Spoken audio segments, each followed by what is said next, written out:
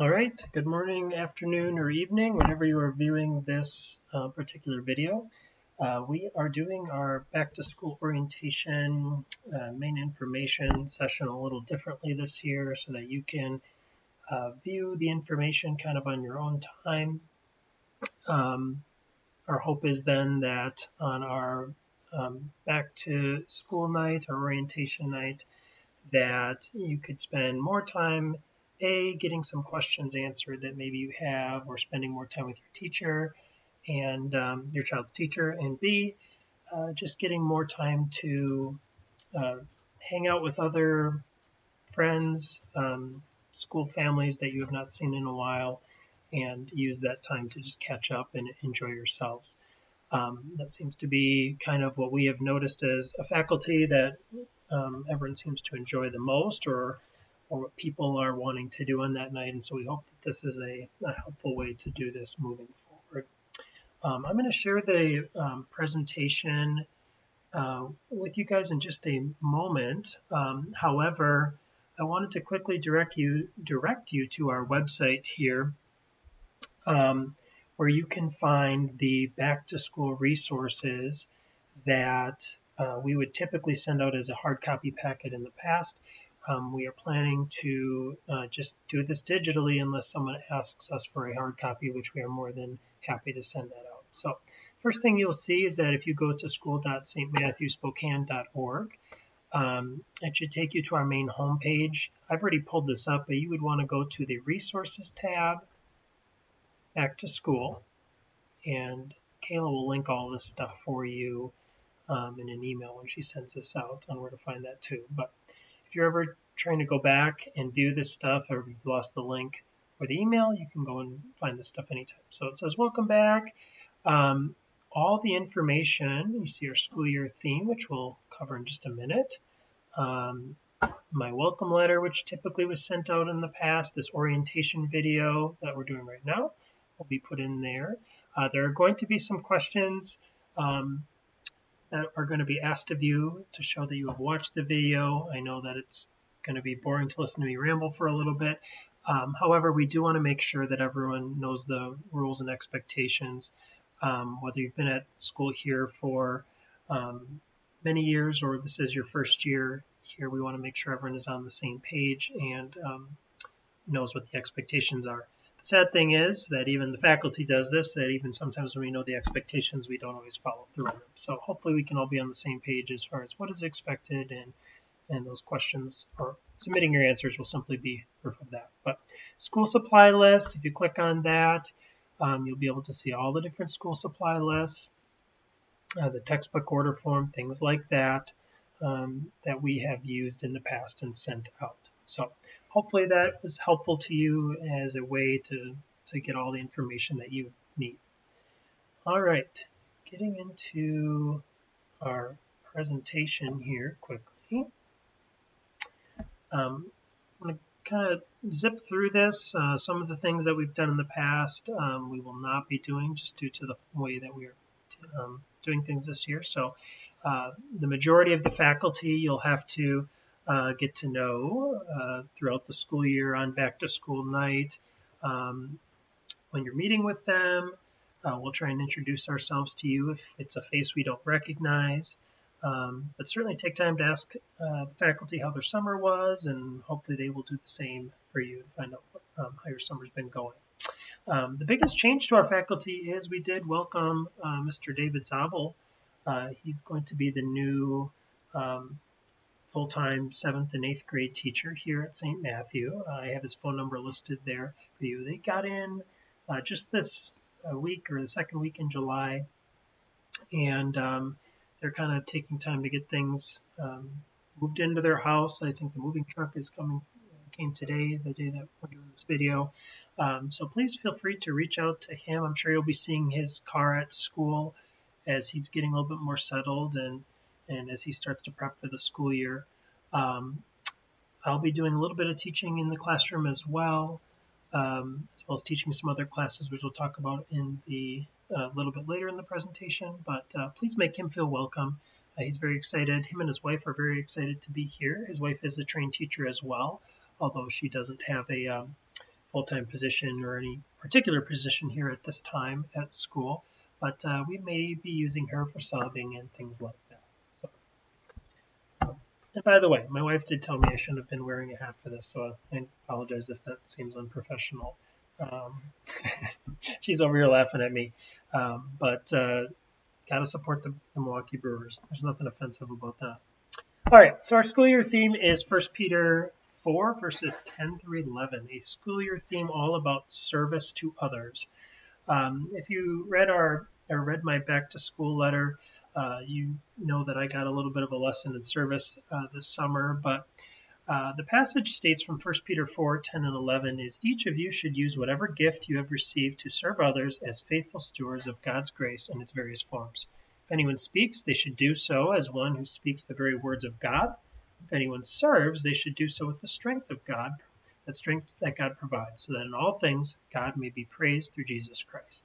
To him be the glory and the power forever and ever. You see, our theme is serving others with the Savior's strength. So a couple takeaways that we have and will relate to the children this school year, whether it be in chapel or just throughout the instruction in the classroom, is what a beautiful reminder of the body of Christ and how each of us has been given different gifts.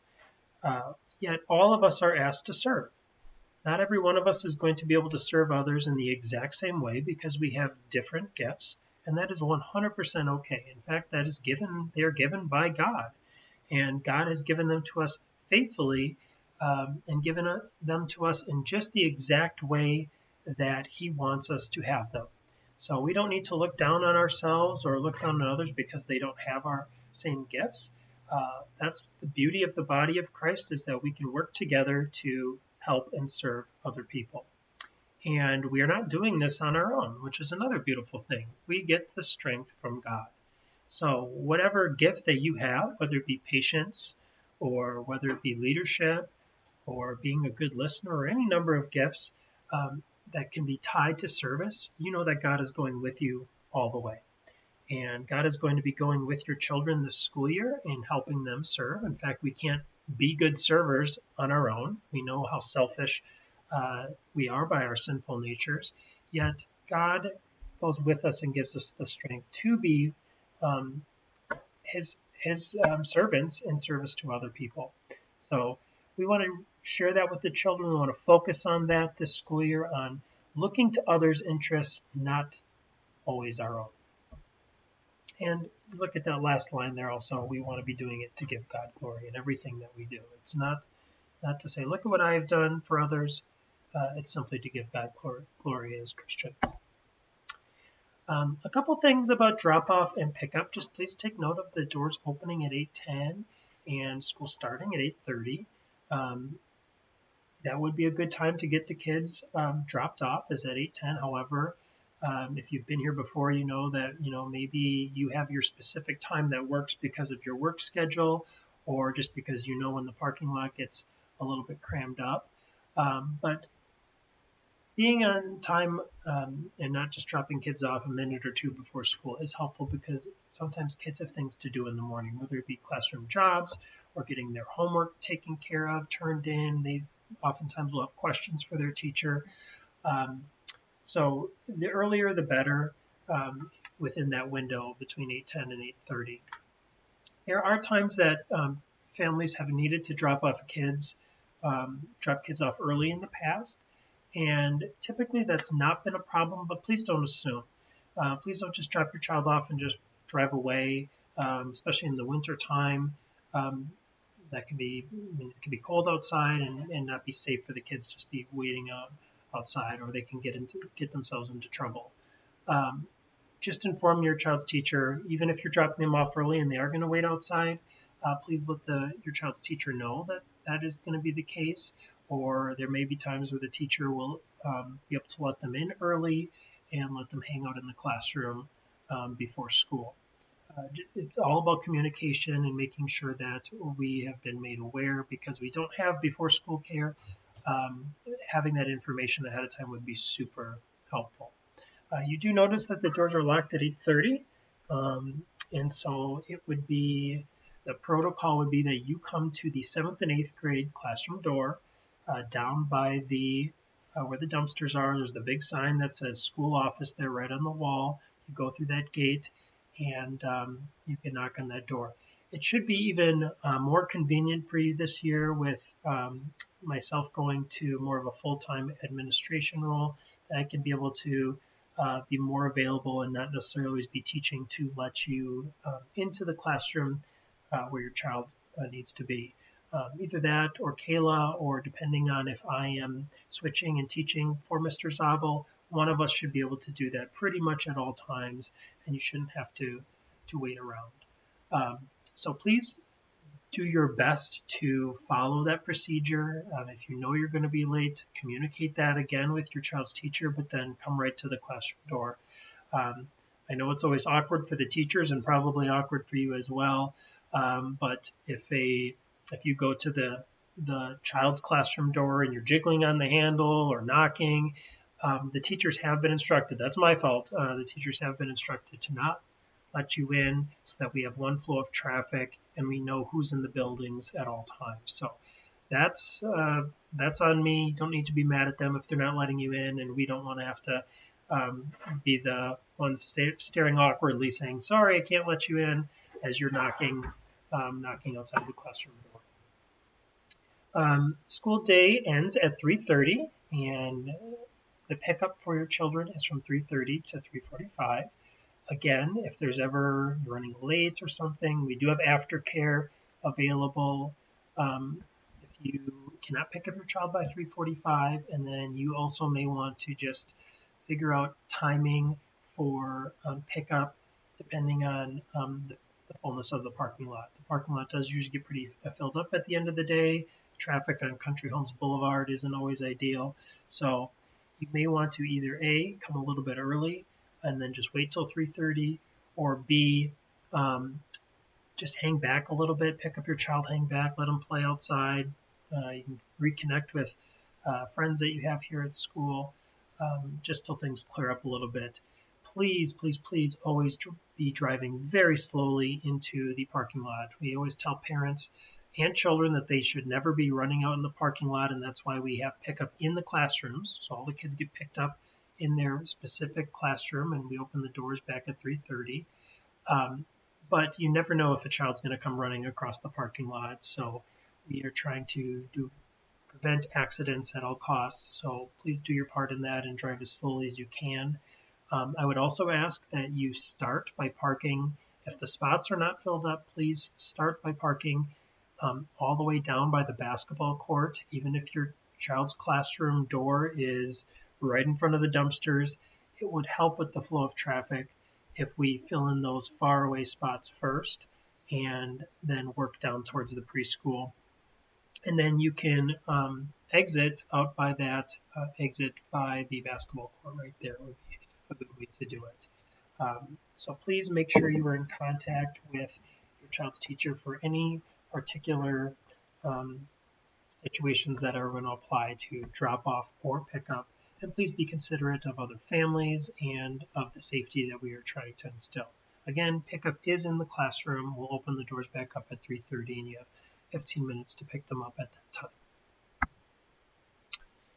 I'd mentioned the parking, but here in writing, just parking down by the basketball court first. If your child is old enough to wait outside their classroom door when you drop off, that is fine, but please also inform your child's teacher. Schedule allows you to hang back a bit, and that oftentimes helps with the flow of traffic as well. So not everyone's trying to leave at the exact same time. Aftercare, I'd mentioned that, but if you're looking for the details, here they are. Aftercare runs till 6 if we know in advance. Depending on the year, we've had 5, 6, 7 kids doing aftercare on any one particular day. Sometimes it's 1 kid, sometimes it's no kids. It just depends, it seems like year to year, on work schedules and what parents are able to do. Sometimes there's grandparents in the picture that can pick up things like that. But any students not picked up at 3:45 will be charged an aftercare rate, and please let your child's teacher know about that if you're running late. The cost is $10 per hour per child, or $2.15. $2.50 for every 15 minutes.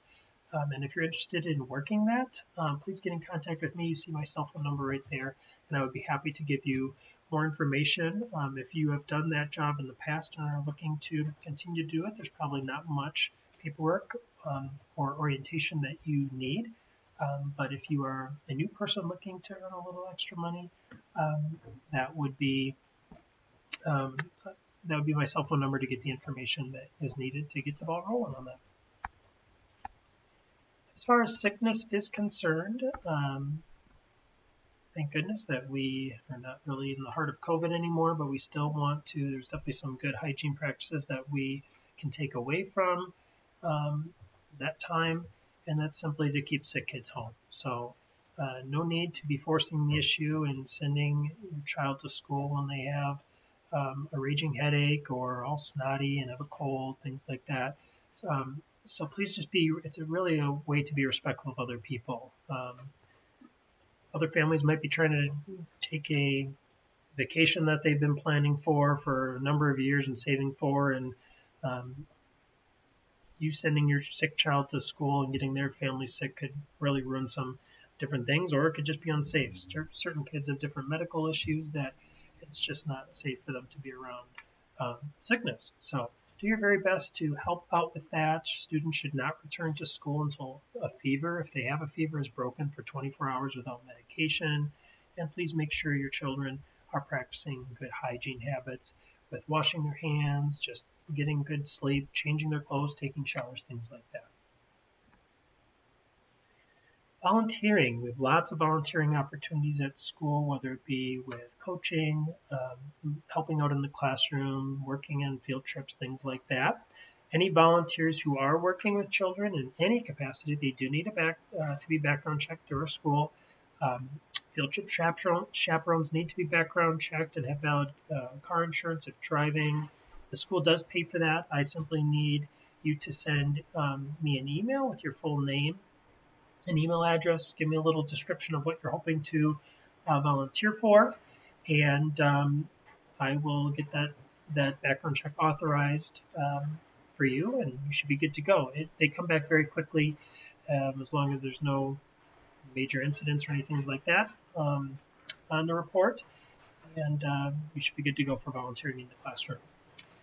If it's something in more of either a working capacity or where you would ever be working more one-on-one with kids, then we would take you through some other things as well, like our child protection policy and our handbook and stuff like that, to make sure that you understand the gift that children are, as we've been entrusted with them here at school, and to make sure that you are on board with their safety being a top priority for us. So that volunteering is often a little bit, go through protocols for that, but obviously more one-on-one work with kids would always be more detailed.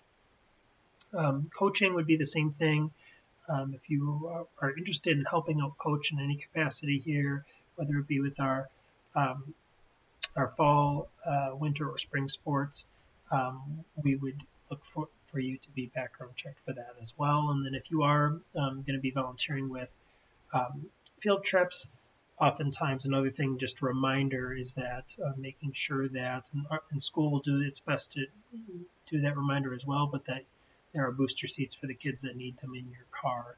And it's not necessarily always on you, but please be part of helping to make sure that the kids are safe in your car, and ask the teachers if we have extra booster seats or things like that if you were not given one by the family. As far as homework is concerned, this was kind of a struggle last year, I would say. In my time here at St. Matthew, I'd say this was one of the weaker years. This last year was one of the weaker years as far as kids turning in their homework on a consistent basis. I don't know if this is necessarily the case, but it was one of the, I think the first year since we put them into place that we've not used the free passes, and I don't know if that necessarily helped or not. It seemed like kids were doing pretty well with those, but we didn't use those last year, and things did not go so well. So please do everything that you can to help us partner in helping your child be successful with schoolwork. And as we go over some of these bullet points, every teacher's work is going to look a little different as far as what are they asked to do. Some may want you to be working on the memory work at home. Other teachers may be wanting your child to read for a set amount of time, and it's not really something you can do at school. But in general, the work does become homework when it isn't finished at school. In general, we are not just giving your child extra stuff to work on at home just because we don't like them and want them to do a bunch of work. Children are given study hall times, work times here at school, and as much as they're making use of those times actively, asking their teachers questions, not goofing around, there really shouldn't be much work that is brought home on a consistent basis. However, if you are noticing that that is the trend at an age-appropriate level, third graders should not be having 2 hours of homework a night on a consistent basis. Please just talk with your child's teacher. We are happy to help, and we are happy to give suggestions and encouragement and even modify and tweak different things. But we don't know what we don't know. So if we don't hear anything and things seem to be going well, and oftentimes the child comes to school looking happy, ready to learn, and then after the fact we find out that this particular child has been crying every single night over homework, oftentimes we don't know. So please just keep us in the loop on that. And please give your child the encouragement, time, and environment needed to be successful. Communicate with your child's teacher and your child. I'd be a little hesitant on that last part of with your child, although it is important to communicate with them. In my experience, it is the typical response when I ask kids about if they have any homework is, nope, got nothing. And so if we are only ever taking their word, there might be miscommunication that happens and frustration that happens. So I would say a combination of the two. You can also use Jupiter Ed. Please do use Jupiter Ed. There's lots of ways you can be notified through Jupiter Ed. All of you will be sent home with a login sheet for you to be able to access your child's grades. You can set up alerts for any grades that come in that are up below your standard or what you would like for the child. So you could set it to be notified anytime your child gets a D or an F, or if their overall grade ends up dropping past a certain level or standard that you have for them. It's a great way to check on missing work and verify grades and things like that. So please make use of it and use it as a communication tool between your child's teacher and your family. There is often times where there could be 4, 5, 6 kids that are really struggling with missing work, homework load, things like that. And so please don't take offense to if you aren't notified every single time that your child maybe had a day that they struggled or at work that maybe didn't get done. We'll do our best to do that, but there may be other children that are struggling even more. So if you notice something that doesn't align with what you're wanting for your child, it's not that we're not willing to meet with you. We may just need to set up a meeting outside of that pickup window. It seems that's when parents often will communicate, is that last 15 minutes, but that may not be enough time to have all the conversations that need to be had. So please just touch base with your child's teacher and see if there's time to set up a meeting and find out what can be done to better accomplish what you are wanting for your child with homework and for us to better accomplish what we are wanting for your child with homework. We're not here to torture your children, so if the workload is getting to be too much, please talk with your child's teacher. Missing assignments definitely happen. It's not the end of the world. It's obviously not what we desire. Last year, with many of the children in classes, things did get way out of hand. So we obviously don't want that, but they do happen, and it could be for a number of reasons. It could be miscommunication. It could be that a child truly did not think that they had anything. It could be a disorganization issue. It could be that they didn't write in their planner. That's oftentimes what I find at the upper grade levels is that there was just no writing in the planner, or if it was, they never opened it to ever actually look at it. So they were just writing it down to please the teacher and then never looked at it again and totally forgot what they had. So develop that routine right from day one, please. If you are in the probably the third grade on up, your child is probably going to be using a planner at school and developing that routine of writing down. And please help them with that, and then use it as the tool that it is to open it up and find out, well, what did your teacher put on the board today, and what does it say you have? And simply touching base with that tool, or even with your child's teacher in accordance with that tool, you'll probably get the answers on if there's homework that night or not. And obviously, when appropriate, you've been here before, hopefully you would agree that we're not all monsters. Where appropriate, we'll try and give grace and mercy. If you had a busy night and something family related came up, obviously we have families too, and we understand the importance of spending time with them, and homework isn't the end all be all when it comes to success, but it is, and it does help with what we are trying to accomplish here, whether it be with work ethic, routine, and just reestablishing the objectives that the child was trying to learn that day. So please do your best to help your child with that and develop routine. Students are not going to be punished if they have questions in the morning. So sometimes a missing assignment or an assignment might not come to school done just because there was questions. So please don't have your child be afraid to come and ask their teacher for questions in the morning. What would not be acceptable is to have 15, 20 problems or so not done and then say, oh, I had questions on all of them. I've gotten that one before in the past.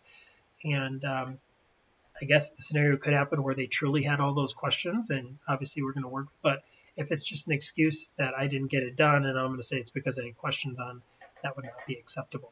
So 1-6, students get the number of days they were sick plus 2. So you were sick 1 day, you get 3 days to get that assignment turned in before it's considered late. And homework would always take precedence over any sports or special opportunities, whether it be trips, after school activities, things like that. Homework is always more important than that. We always send home a sheet for, especially for sports, where students sign that. So if you don't agree with that, then it may be not in the best interest for you to be participating in sports here at St. Matthew if you can't be in a line that homework does take precedence with over the sports that and special opportunities that we have here. We put this into place last year. I don't know how well it was used. I know I did a poor job of using it, and kind of need to tweak and maybe modify it. But we did try a homework contract instead of the free passes last year. I think we'll try and give that one more year to see if we can improve on its use. But basically, a better way to inform you through a written document of what was missing, what your child stated would be the plan to get it done. We want to put accountability on them, whether it be that they say that I need to be out of sports for the next week till I can get caught up, or I'm just going to be able to get this caught up. We had a busy night and I'll just be able to get this caught up by the following day, just by my normal homework routine. Any number of things like that. We want to develop a plan and accountability with the children so that they can understand that this was a task that was given to me to do. This was an assignment that I was given to do and I was not able to come through with it. It may even be just something simple, like I'm just going to take 1 day after school to ask questions so that I can better understand and get this assignment caught up. We are willing to help. It's not all on the child. It's not all on you, but we do want to inform you. We want the child to know what is missing, and we want to have communication across the board with all the aspects of that. What I think probably hindered that a little bit last year was there were so many kids that were not getting their work turned in. So please do your part. If your child is more than capable, please don't let them just not do their work just because they don't feel like it, and you see them watching TV and then they come to school. That puts stress on not only the kids that need the help, that we're trying to do their work and just we're struggling. It puts extra stress on the teacher who's then trying to keep up with all these homework contracts between kids that need the help and don't need it. and it puts extra stress on you, obviously, as the parent. And it's usually because of just lack of routine and lack of communication. So please be supportive of your child. We'll try and be supportive of them, and we'll be trying to be as supportive as we can of you as well. Jupiter Ed, I mentioned this already, but all the grades do make use of this. You should be given a login sheet either at orientation night or the first day of school. We want to be transparent with you throughout the year on how your child is doing academically. Ms. Rosenbaum will talk more about sports as the year goes on. She may upload some things to the website with that. We'll notify you if there's any information she wants to specifically get out with sports. But if you are new to our school, we typically have soccer in the fall time, basketball in the winter time. And going back to the fall, we usually have soccer for the littles and the older students. We usually have more inter-squad soccer for the little ones, and then more organized soccer for the upper grade students. We have basketball in the winter time, and then track and softball, co-ed softball in the spring. Ms. Rosenbaum does a great job of communicating with you guys about what's expected and any fees that might be associated with sports, and she will definitely let you know of those things. If you are interested, start considering now. The first sport is soccer, and we are always looking for coaches, helpers, and obviously find out if your child is interested in participating in soccer. Junior choir, Mrs. Most does a great job of running this program here at St. Matthew. The kids sing a lot of fun songs, both at church. Throughout the year, they oftentimes will sing the national anthem for hockey games and baseball games throughout the year. Kids have a lot of fun with it, so please consider if your child wants to do some extra work and is gifted musically and would like to do some extra work in the choir department. Music, Mrs. Roberg typically takes the lead on our piano that we have available for kids here. I'm not certain if she sent out a sign up or notified any of you yet. I'll have to get in touch with her, but there will be some sort of sign up if she has any spots available. The spots are usually dependent on how many piano teachers that she has for our school for the particular year and their schedules and what they can offer, and if those times align with the kids' class time. We don't want them to be pulling them out of class when they're learning something super critical. So we try and find times that work in the day to see if it is a good opportunity for the child to do piano lessons. Otherwise, sometimes she does classes after school as well, or even before school. We had violin last year. I think that is the plan to offer violin lessons again. And Mrs. Roberg will get the details on that if your child is interested. The last few years we've had some extra classes to enhance our curriculum here, and we usually would do those on Friday. We are no longer doing those solely on Friday this year. We are going to spread these classes out throughout the week. Some changes you'll notice is that not necessarily all the same teachers that have done them in the past will be doing them again this year. Some of the classes are just going to be taught by your child's regular classroom teacher, and others of them they may be moving to a different classroom to do them. We're going to try and spread them out about 1 hour each day throughout the week.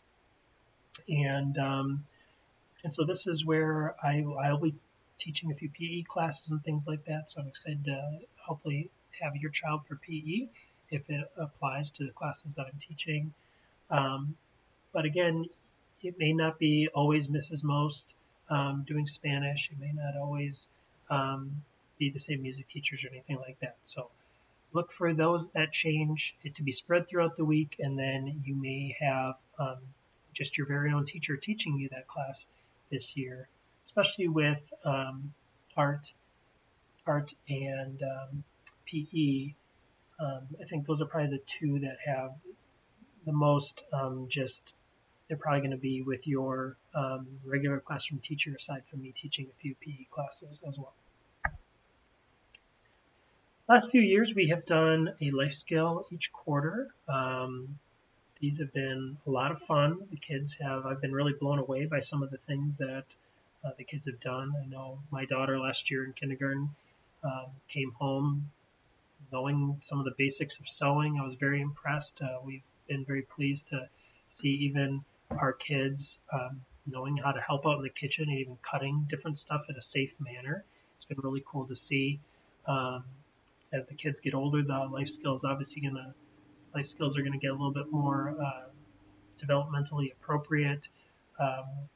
When we were in DC last year with the upper grade kids, I had some of the kids identifying the exact, without adult help, the routes to get from one metro station to the next and where we were trying to get. So it's fun to watch them problem solving that and identifying how to use that.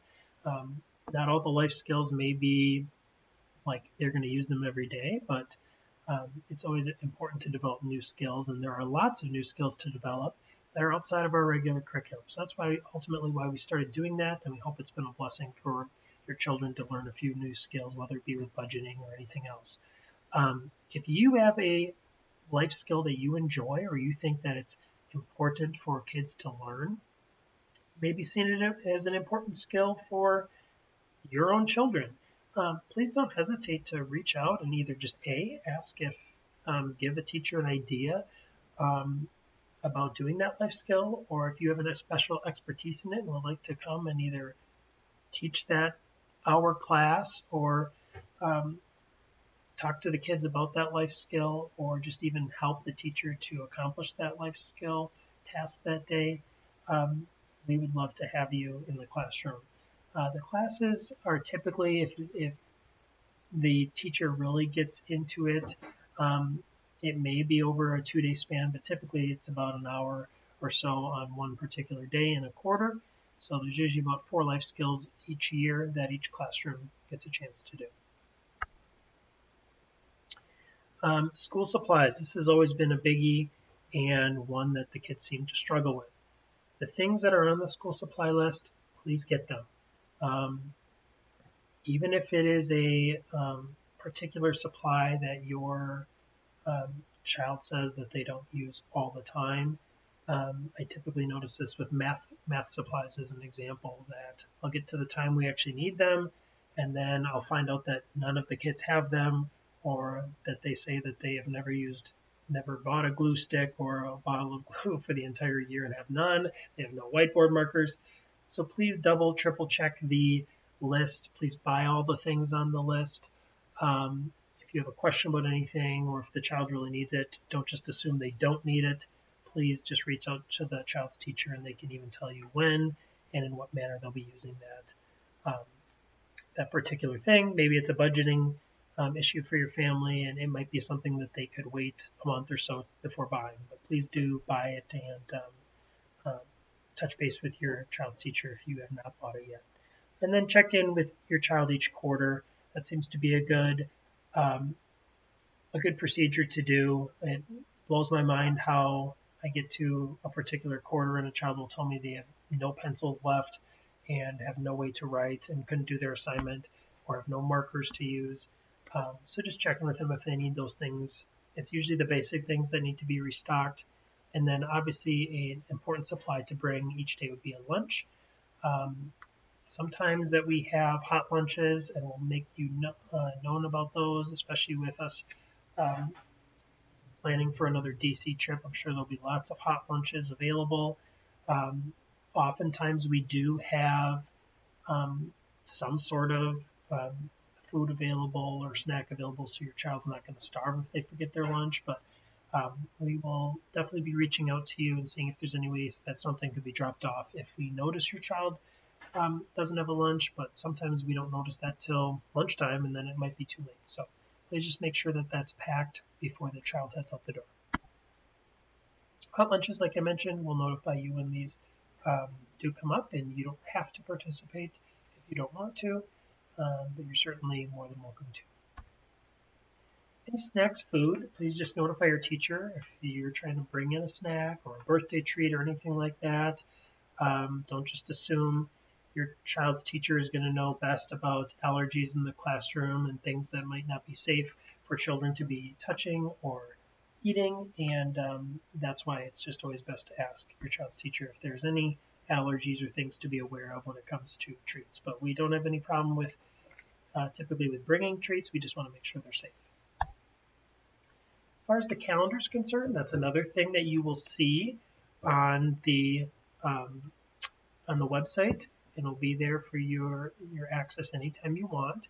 Please take note of all of the half days. Please take note of the singing Sundays that are there. That's one way that, as many of you know, especially when you look at other private schools around the area, our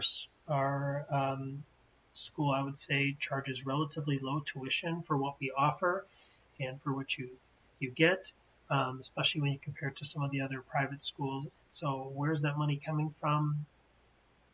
It's coming from our church. Our church subsidizes a huge portion, and this is just one way for our students to give back, show a little bit what they've been learning as far as their praises to our merciful God in singing on Sundays. So please take note of those, and if you can, participate. The kids also put a lot of work into them, and they usually practice during the school week, and so we want to make sure that practice is worthwhile. Please take note of any special events that are coming up on the calendar. Everything is color coded, and if you need help interpreting anything on the calendar, please just let me know. Take note of all the breaks, especially if you have kids in other schools or they moved on to high school. The breaks may not all align. Please keep in mind there's a couple times that, first of all, when it comes to Easter break, for example, we do want to have a separate time. We are a Christian school. We do want to have a separate time to be able to focus just on what our Savior has done for us as far as his resurrection and the salvation that he won for us. So you sending your child to our school, there may be some differences than the public school. We're not trying to just break apart or make it more difficult for you in planning breaks by having different breaks. But there's just some differences between our school and a public school, or maybe even some other private schools out there. And the same thing could be said with some of the half days and work that we need to do at our particular school to be successful. Those may not align with the public school either. So just don't assume that our breaks are always going to be the same, and the same would go with snow days. We will notify you in a number of different ways if we have a snow day or don't have a snow day versus the public school or other schools in the area. We will, like the other schools, we will notify the news stations in the area. We will send you a remind of that. I believe my wife Kayla has put all of you on the remind, so you should get access to that. And if you did get a notification, please accept it for remind. And we also will put it on Facebook and our website and stuff like that. So you don't have to assume. And if you see the Spokane Public is not having school because of a snow day, don't just immediately assume. You will see St. Matthew on the news stations or get a remind and be notified in as many different ways as possible. Some of the events that we have coming up, the first initial events that we have coming up is September 19th is our Dads and Donuts this year, so you'll be getting more information about that. I believe the plan is to do that again in the morning like we did last year, so a little different format rather than after school. September 22nd is the first singing Sunday. Please take note of that. And then September 27th, we don't have school. That is the start to our annual St. Matthew Church School camping trip that we do at Riverview Bible Camp. That's always been a lot of fun in the past. It's a great way to get to know other families both from the school and the church. The kids have a blast with it, and it's a lot of fun. So I know that price with everything else has been going up a little bit each year. We've done our best to try and keep that cost down, but our hands are a little bit tied with that as far as what Riverview Bible Camp charges. But trust me, it's definitely worth it if you can make it happen. Half days, I mentioned them, but some specifics on the half days. School's done at noon on those days. There's no lunch at school on those days. So if you do want to bring something, I would say it's probably a snack. They don't really need to bring a lunch because the pickup time is from 12 to 12:15. We do these half days to work on things like curriculum or making sure that we're getting caught up with correcting or specific things that we need to do to be successful and good communicators with you. So we're not falling behind. Another big one that we're going to be working on is with accreditation. So there's a lot of different things that we are doing simply to make sure our school is the best that it can be for you. So we're not just trying to find days to take off.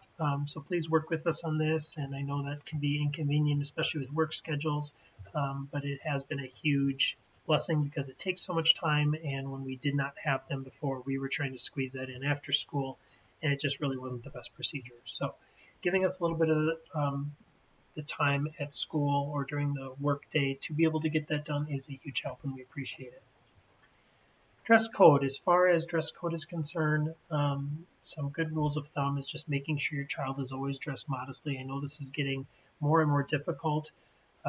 Those trends could obviously reverse, but as of now, it seems like all the clothes that can be bought are very short or covered with holes everywhere. I know it can be difficult to find clothes for your children, both boys and girls, but please make sure that your child's clothing is not causing offense or leading others into temptation by what it is revealing, whether it be too tight or anything like that. Please just look at what your child is wearing before they go out the door. Anything offensive should be left at home, whether it be clothes that has poor language on it, things that are alluding to anything sexual in nature or just offensive language. Please just leave it at home. Wear it on the weekends if you allow your child to wear that, or wear it not on our campus. Grammar rule, I've heard this in a book before, is that if you would be embarrassed for your grandma to see you in it, you probably don't wear it here at school either. Dress in a way that promotes success, so whether that be with comfiness, that can be a big one. Some kids have sensory things that hinder them from being able to stay focused. So you know your child best. Let them wear something that is promoting success as long as it's appropriate. Letting your light shine. You're representing our school and, more importantly, your Savior in what you wear. And for PE classes, make sure your children have closed-toed shoes and clothing that they can be successful in and running around. You're not going to be able to play a very good game of kickball with flip-flops, so please make sure you have a appropriate gear for that. This is getting trickier and trickier as time goes on. We don't allow cell phones here at school. I know there's always some pushback with that because it seems like just about every middle school parent wants their children to have a cell phone, and I can get the reasons why behind that. But your children are not trapped here. We're not preventing them from communicating with you. We have phones here at school, and so please make use of them. You can certainly get in touch with your child at any point throughout the day. Just give the school office a call. There's no need for your children to be bringing their cell phones to sports practices or having them at school out about. If there's ever a time that it is acceptable, your child's teacher will notify the children. Sometimes I've had kids bring them for a video, get pictures off of their cell phones. But other than that, the cell phones don't need to be out. That would be the same with in their time right after prayer at the end of the day. They don't need to be getting their cell phone out and immediately texting and going on their cell phone. So please just keep them at home. If you really want them to have it, then please just have them keep it silent in their backpack and they can access it after 3:45. Other than that, you can get in touch with your child through your child's teacher or the school office at any point throughout the day. And the same thing would go, I know there's lots of different versions of this now, but with different watches that are out there communicating, I think one thing that we have seen in the past is that it seems like kids are having a harder time struggling with or becoming problem solvers because they have so much access immediately to either their child's teacher right away, or they're calling their parents. And there's nothing wrong with that, but also at some point kids do need to develop problem solving skills when there are differences between peers and when issues arise, that they can feel confident to go and talk to their teacher and ask for help, or let their child's teacher know what's bothering them. We want to help, but oftentimes when cell phones get into the play, we immediately go and talk to other people that really weren't even involved, or maybe can't help immediately, and so the problems don't get solved. They just kind of get bottled up, and then oftentimes frustration arises between child, the parent, and the teacher because there was not communication with all three facets of that. So please just keep the cell phones at home. Chromebook use. Chromebooks really should not be coming home unless a teacher is given permission. Typically, Chromebooks never come home aside from 5th through 8th grade as well. Those are kind of the classes that maybe make more use of them. If they are being brought home, parents, please monitor. These are only for school assignments.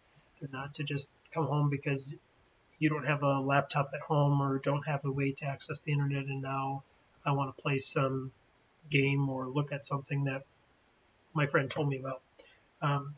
The student is responsible for them, so even if buttons get broken or screens get cracked, that is on the child for taking them home.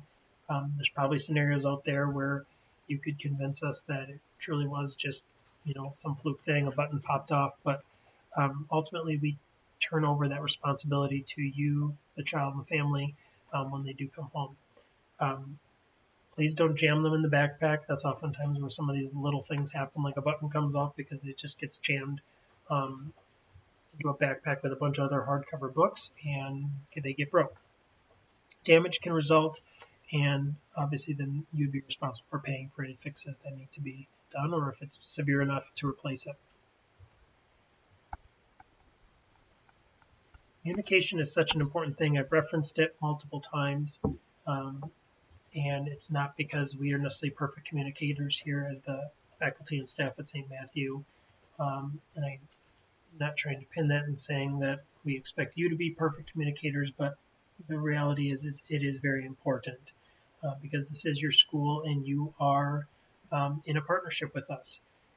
That's one of the biggest things that I think that you get here, is that you get a partnership with your child's teacher. You get to be in the classroom. You get to communicate with your child's teacher one-on-one and face-to-face. You don't have to be blocked from entering your school. And that's a blessing. We want that to be able to continue. So please do your best to take advantage of that and to communicate with us, and we'll try and do the same. There's lots of different options for that. We send a newsletter out weekly with lots of information. Please read it. There is lots of information that gets missed if you do not read that on a consistent basis. We'll try and update that as much as we can so that there is new information, but sometimes we want to notify you of something 2-3 weeks out and keep reminding you of it. So please don't just look and say, well, I saw that field trip was in there last week. There must be nothing new in this. The classroom teachers update their information weekly. There's different things that get put into the whole school information on a weekly basis. We update a new devotion that you can do with your family every week in there as well. So oftentimes there will be different boards that we put up with information as reminders at the beginning of school. If your child needs to remember a booster seat or a lunch or something tomorrow or whatever it may be, our website, you see it there. We put all of our information on there as well. Facebook, Remind, face-to-face, texting, and calling. Face-to-face is obviously the best. There's not much that can be misinterpreted when you're talking with a person face-to-face, and oftentimes you'll find out that the problems that get solved will get solved with face-to-face communication.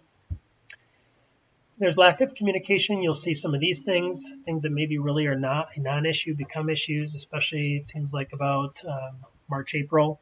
You'll find out that something's been bottling up all year, and now I'm ready to explode on my child's teacher or on my child, or the teacher's just frustrated and doesn't want to communicate anymore because things have gone on so long without communication. So issues will arise if you don't communicate. Please go to your child's teacher.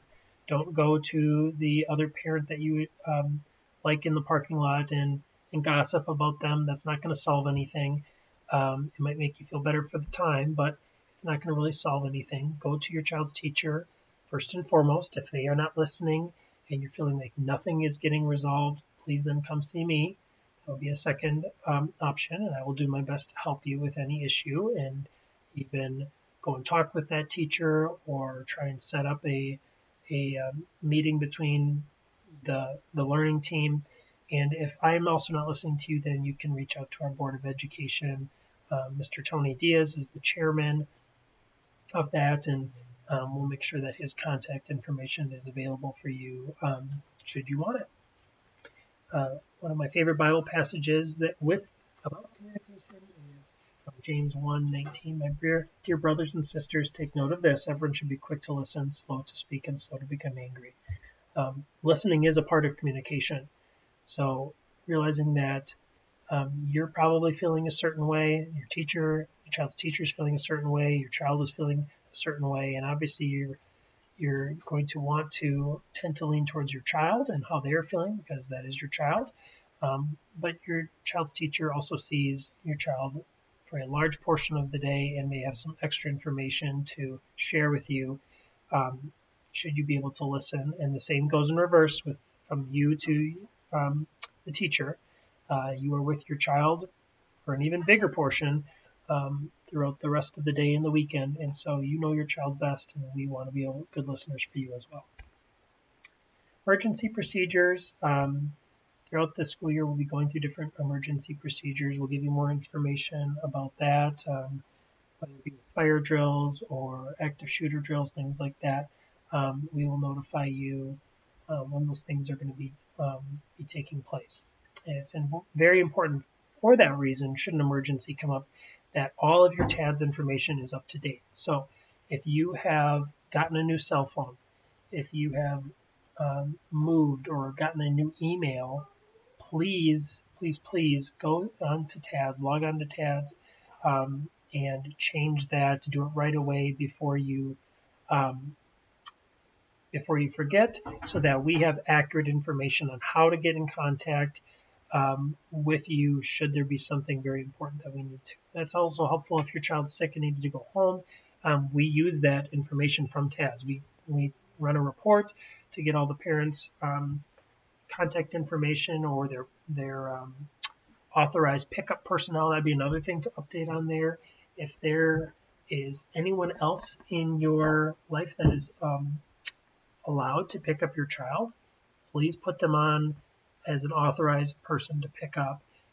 The same is true if someone is now no longer authorized to pick up for any number of reasons. Please let us know of that, and we would honor that to the best of our ability and not let your child go with anyone that you have not authorized.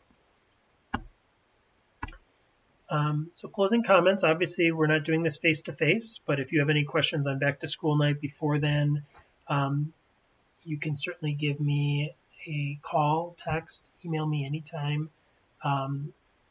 Bring any questions you have to back to school night, or you can even stop by school. Myself or one of the other teachers will be there pretty much every day. And we thank you for entrusting your children in our care. It is a true privilege for us. We love this school. Hopefully you know how much we love your children as well. And don't be afraid to let us know things that are going very well, things that you would like to see us keep doing, but also let us know of things that can be improved on so that we can continue to give you the best service and the best education experience as we possibly can. Please do take time to visit with your child's teacher on back to school night. If you were watching this obviously ahead of time, before then, don't assume that there will be no other information shared on back to school night. This is just a brief overview of some of the important things, and obviously there'll be a lot of information to glean from your child's teacher on back to school night as well. Please do make sure that everything with the forms is taken care of. You've at least looked at them, the textbook order form. So some of those forms, like I would say, the biggest change is going to be with the Christ-Lite. Christ-Lite's just going to be billed. The parent brought up a good point with that is, all the kids need it. It is always been on the textbook form, but you still have to sign up to receive it as part of the billing. We're just going to add that, and probably in the future we'll just lump that right into tuition, but you'll just get it as well, it'll either be tied to your next future invoice, or we'll create a new invoice if you've already paid off the whole school year for the upcoming school year already. And we will notify you when we add that to your TADS account so that you will not be taken by surprise. And we can do that with any of the other textbook stuff as well, or the yearbook or whatever it may be. So first day of school is August 21st, and school doors open at 8:10 a.m. and hopefully you can join us for chapel that day at 9 o'clock a.m. Parents are always welcome to join in chapel worship and participate with their child. This year, between myself, Pastor West, Mr. Zabel, and Mr. Metzger, we have quite a few, 4 different people on chapel rotations. Pastor Schultz may also get in on that mix a little bit as well. I'll probably have Kayla put the chapel schedule on because, as you know, on the website, because as you know, we do rotate once preschool gets started. We do rotate between AM and PM chapels, and we want to notify you about when those take place, that if you would like to join, which we would love, you can be a part of that. All right, if you have any questions, please let me know before the first day of school or whenever you get around to that. God's blessings on the rest of your summer, and hopefully that was a good brief overview of just some of the basics of school and equips you to be able to answer those questions that are going to go alongside the presentation. And thank you for taking the time to view that and answer those questions. It's a huge help for us. Thank you.